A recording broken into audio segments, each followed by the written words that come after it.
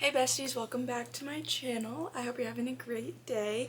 Today I have for you my March reading wrap up. So this was actually the best reading month I have had in my entire life. I read 10 books this month, which is quite literally more books than I read in the entirety of 2024. So we're coming in hot. The first book I read this month was Icebreaker by Hannah Grace. This is part of the Maple Hills series. It's interconnected standalones. So a little bit about this book. Anastasia is a driven college figure skater working towards the Olympics, and the main male character, Nate, is the captain of the hockey team, and they're forced to share an ice rink after a little mishap happens, and the romance kind of grows from there. I really enjoyed this book. I think I am the target audience. I ate it up. It was a little bit long, sitting at like over 400 pages, but I enjoyed almost every page. This is like a super easy like palate cleanser read, so if you're kind of just looking for something fun, something easy, I definitely recommend this.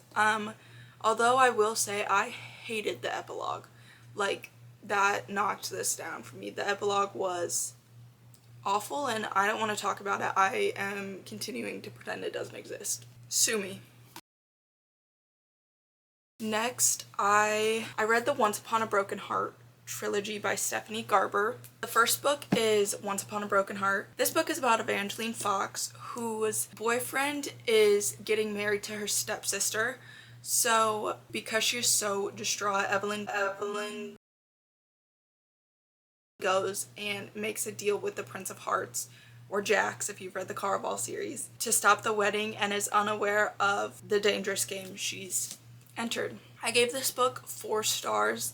I love Caraval. It's like one of my favorite trilogies, so I was so excited going into this. This was actually a reread. I read it for the first time like 4 years ago, but I wanted to continue the series, so I reread it, and it was beautiful as ever. I rated it 4 stars the first go around, and I agree. I think it was still 4 stars. And then The Ballad of Never After. This is just obviously a continuation of the story. I don't want to spoil, you know, how everything continues if you haven't read it. I gave this book 5 stars. This was my first 5-star of the year.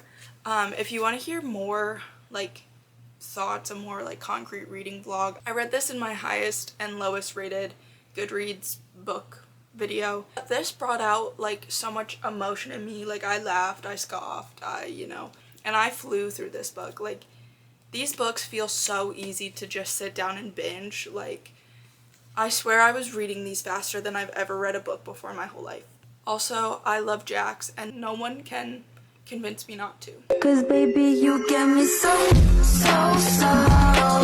And then A Curse for True Love. I also rated this 5 stars. I've never like had like what I would consider like a 6-star series. Like, I've never really like said that, although I do think I have some, but this is definitely one of them. As soon as I finished this book, I was like, rewind it back, let's reread the whole trilogy right now. And I have never like really felt that way before, and reading this whole series, I was just like, I love reading. Like, I love reading, and that's just so magical and like awesome that Stephanie Garber can do that with her writing.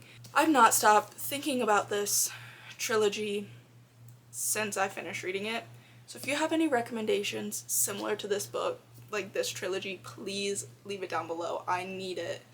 I would literally read Stephanie Garber's grocery list, but she does have her first adult book coming out in September, and I'm so excited. And then also for my reading highest and lowest rated books on Goodreads, I read Strange Truth by Maggie Thrash. It's the first book in the Strange Truth duology, and I gave this a 1/4 star because I felt like I couldn't not rate it. The premise of this book is that one of the cheerleaders dressed up in the mascot costume hurls herself off a bridge, and just like that, she's gone. 8 days later, Benny and Virginia will be the only ones who know why. I rated this book a 1/4 star. This is quite literally the worst book I've ever read in my entire life. I'm against banning books, but this book should be banned and quite literally thrown into a fire if you ever see it.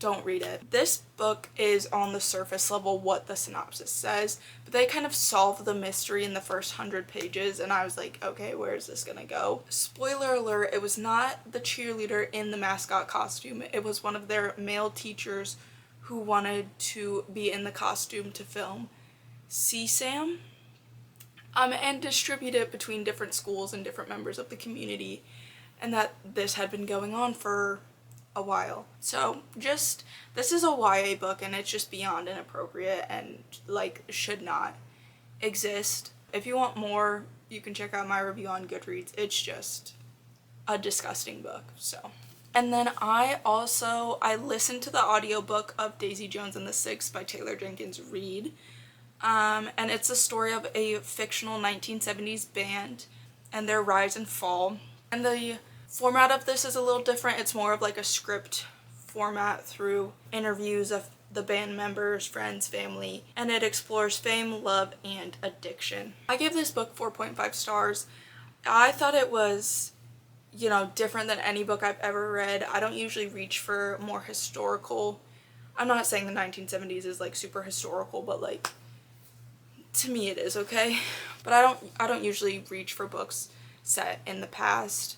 And I thought it was just a beautiful story, and I really liked how I was able to like care about the characters and feel connection with them without like physically seeing their day-to-day lives or moves, like just hearing them talk about it. If you haven't read this book, I think you should listen to it on audiobook, because with the format there's so many different characters, each one has a different voice actor, so it really adds to the story and to the characters.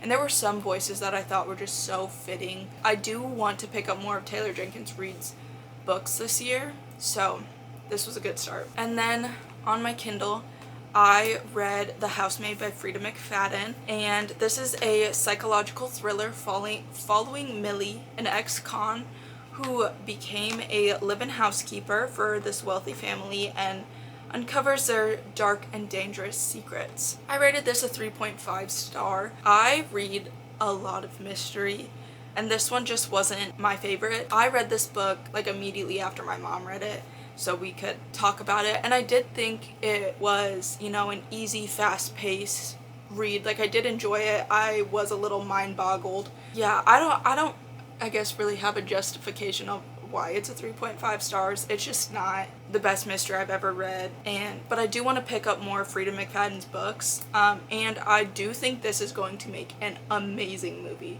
I think that is going to be where this book shines. And then also on my Kindle, I read Just for the Summer by Abby Jimenez. This book is about Abby and Justin, and they both kind of have this curse where their partners find the love of their life after they stop dating them. So they decide to date each other to try and like break the curse. And it's kind of a summer fling that leads into something more, and they navigate through family issues, unexpected changes. It's just a really beautiful story that deals with trauma in a really beautiful way, I thought. This was my first Abby Jimenez book, and I will say I will be picking up more. And I thought the relationship seemed like a little silly at first, like, oh, like you met on Reddit. But the more it kept going on, the more I was like, okay, I could see this actually being a thing. And I liked how the third act breakup was, it didn't just feel like, oh, like a miscommunication or whatever. Like, they separated, they worked on each other so that they could come back stronger and more connected and united, and see that they really were missing each other, rather than being like, I heard part of a conversation, and like, like this third act breakup felt good and meaningful. And like, I also love Justin. He is the definition of if he wanted to, he would. The next book I read was Sadie by Courtney Summers. This is about 19-year-old Sadie after her sister Maddie's murder. Sadie embarks on a journey to find the killer, and a true crime podcast host follows her tracks and tells the story of kind of what happened to Sadie. I rated this book 4.5 stars. This book is very unique.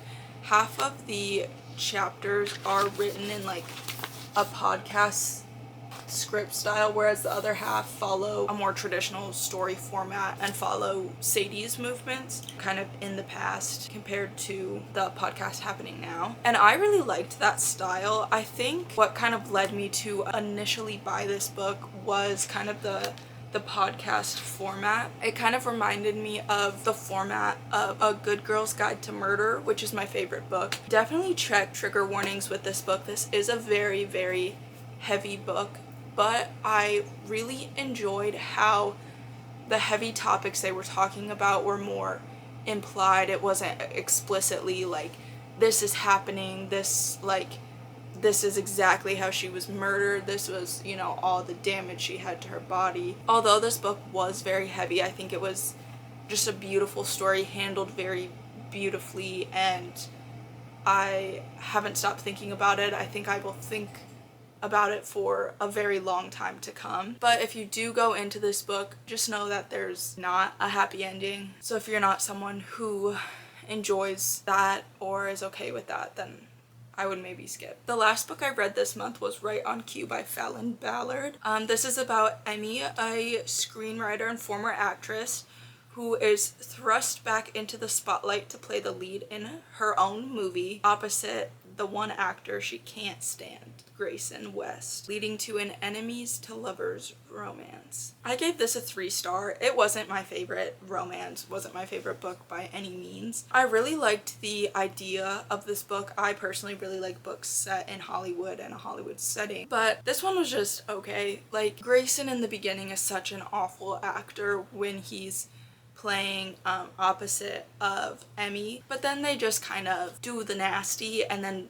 boom, there he's able to act. There was no spark, I felt, until they did the deed and then like boom, everything was there. That's not my favorite. They also mentioned the kombucha girl.